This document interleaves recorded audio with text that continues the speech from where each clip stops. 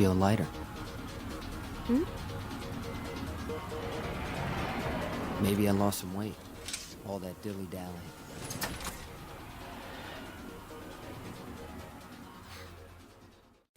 Rise from your grave. Hey, what's going on, everyone? So, yeah, I'm finally back after what has been a pretty harrowing month and a bit, with things going on in my personal life. And it's times like this that you're reminded once again that the universe we live in is utterly indifferent, to life itself. But still, we place meaning upon it, and most importantly, keep moving forwards through whatever struggles come before us. And that's the important thing, right? What I will say though is things are looking up, and I can finally get back to some normality and making videos again, something I have indeed missed doing. I'd also like to give my thanks to those of you who have remained subscribed to me after all this time. Thank you. You love me. You really love me. And to those very small few people who left my channel during this time. I hate you. I hate you. Joking aside, thanks everyone. I really do appreciate it. But you haven't come here to listen to my sob stories. You come here, hopefully, to listen to my opinions on gaming. And by Crom, a lot has happened, since I've been away, and I've been itching to talk about them. I could talk about how much I enjoyed the recent Smash Direct, and how awesome the new single player looks. Or I could talk about how much of a missed opportunity the PS1 Classic is, and how this in many ways does not show the best of what the PS1 was. Missing games in my opinion, like Gran Turismo, Wipeout, Silent Hill, Tomb Raider, Crash Bandicoot, Spyro, Parappa the Rapper, Tenchu Stealth Assassins, Driver, Soul Reaver, Symphony of the Night, Vib Ribbon, that's a Sony game, or even other better RPGs other than Wild Arms like Xenogears, Legend of Dragoon, that's another Sony RPG, or Final Fantasy Tactics. The list goes on and on. Certainly a wasted opportunity, in my opinion. And that mini console isn't cheap, either. So yeah, what a shame about that. But it still has some good games, and at least it has Ridge Racer Type 4, which I still rate as one of the best races ever made. So at least that's there, and that's an awesome game.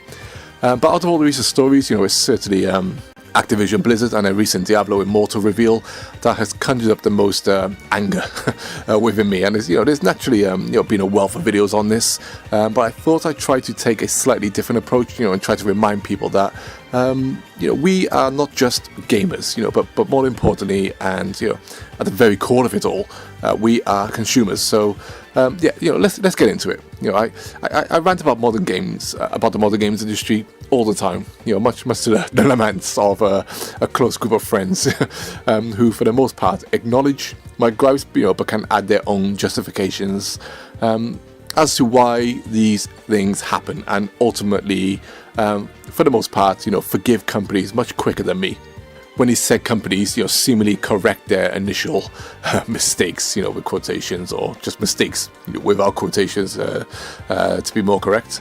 If I was to say to someone, or any consumer, as a person, would you prefer, in terms of products you're currently associated with, would you prefer more of the same or better, or would you prefer worse than before?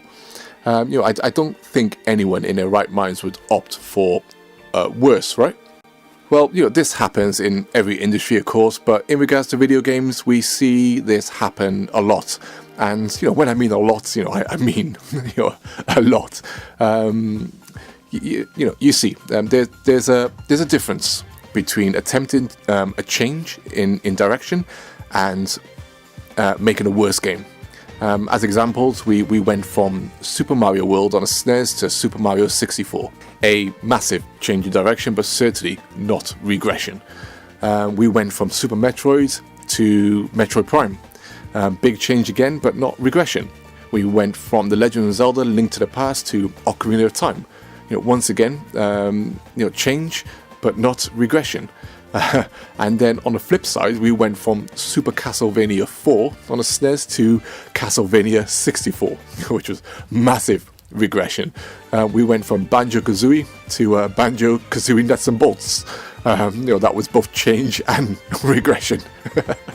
And as a final example, we went from the artistic and beautiful Final Fantasy IX to Final Fantasy X.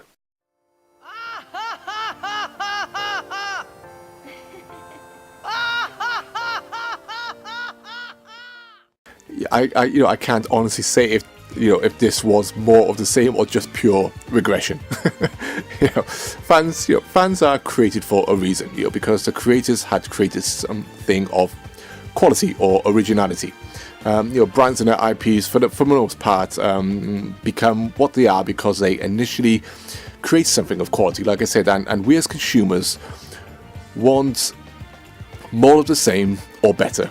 And if we're not given that, then we lose what is called consumer confidence, and that affects us as both fans and consumers, and ultimately affects the company that created those products.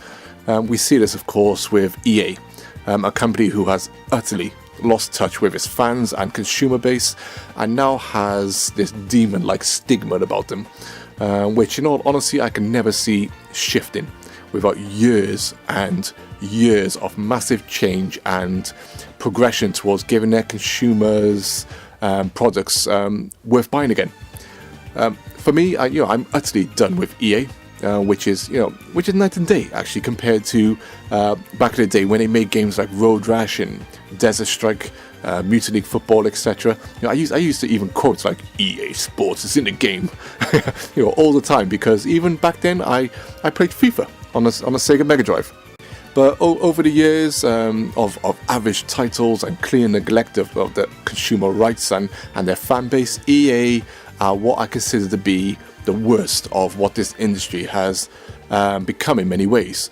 And in many ways again, they are now essentially a soulless company who cares more for profit over actual quality, and the fans and consumers who made them essentially who they are from the beginning.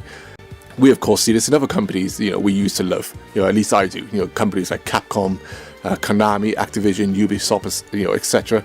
They have all released games that have had things not designed for their fans or consumers, which have ultimately tarnished their names and their IPs, or which has led us to lose consumer confidence in them. Is that our faults or theirs? I guess that's a double-edged sword for sure, depending on the circumstances. And then this leads us on to Blizzard and their recent efforts, namely mostly recently with Diablo Immortal, of course. But for me, though, this all started, with the later expansions and the direction that the World of Warcraft went into. But I won't get into that now. But in regards to Diablo, it all started, with partly the reveal of Diablo 3, but more its final release, which had its initial online issues, the game requiring constant internet connections, its real-world money auction house, something that is clearly not designed to benefit the consumer in any way when compared to what the previous game offered. But for me as a fan, it was this change in art direction and loss of RPG elements and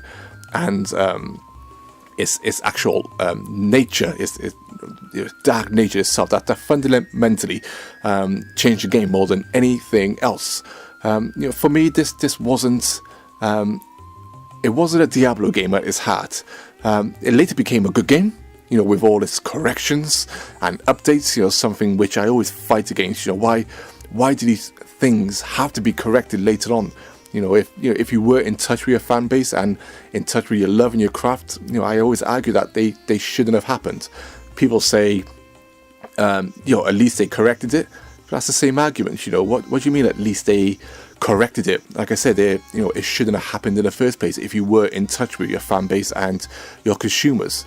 But anyway, but even then, I still don't consider Diablo 3 to be a great Diablo game. It's just a good game, by itself.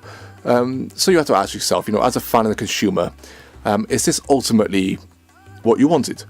Diablo 3 is technically more of the same, but has a number of fundamental changes that creates the debate of regression or progression. I think it's obvious that for me it's regression, but that's my personal opinion. Someone coming from playing Diablo 2 for over 5 years. My consumer confidence, was ultimately lost in the Diablo series based off its initial launch issues, and my fandom was shaken based off its change in direction that ultimately, in my opinion, didn't benefit the series in any way or take it to the next level. Then we have the reveal of Diablo Immortal. Blizzard have other spin-offs, from the big IPs, of course.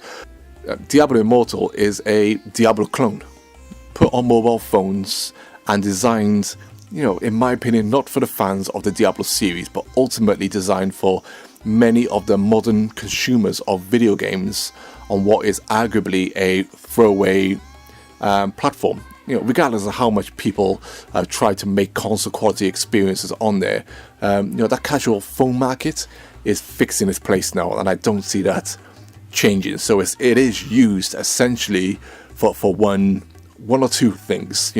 One, to make quick, easy money, and the other to try and get people into your IPs to lead someone else. But I'd love to see data on that, even from Nintendo, for example. How many new children played Super Mario Run, as an example, and then were desperate to play New Super Mario Bros. 2 on the Nintendo 3DS or something like that. It'd be interesting to see those numbers. As a Diablo fan, I look at Diablo Immortal, how it's been outsourced to a Chinese developer of debatable reputation, and think, who's this game for? It's certainly not for me.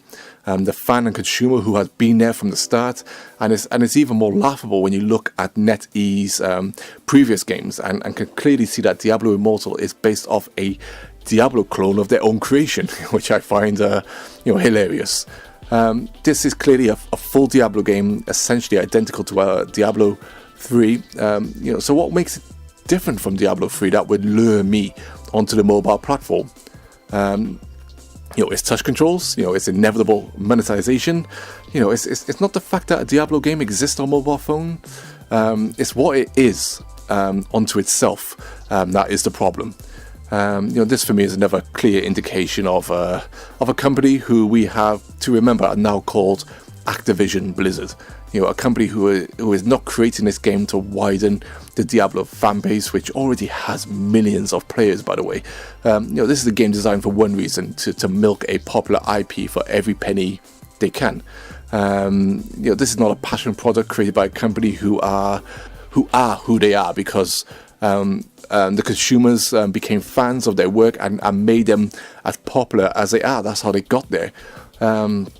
This unfortunately leaves me with virtually no hype for the possible Diablo 4, based off the release of two previous games that in that series that show clear indications of a direction that both for me as a consumer and a fan cannot fully agree with.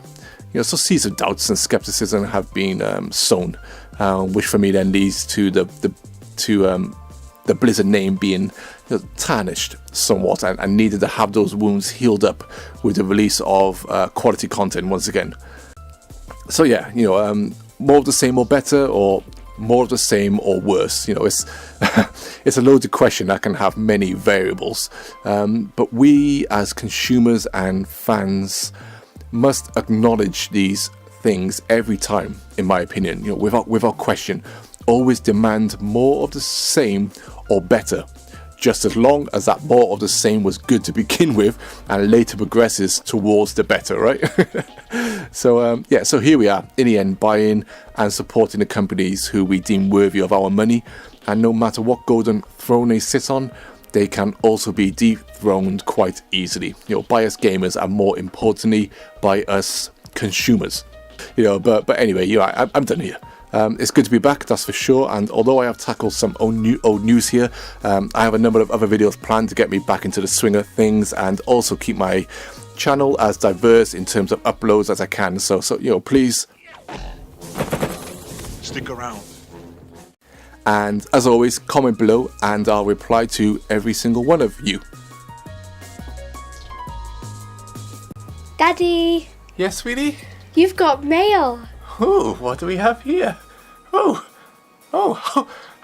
this is a surprise. I can explain this, I swear.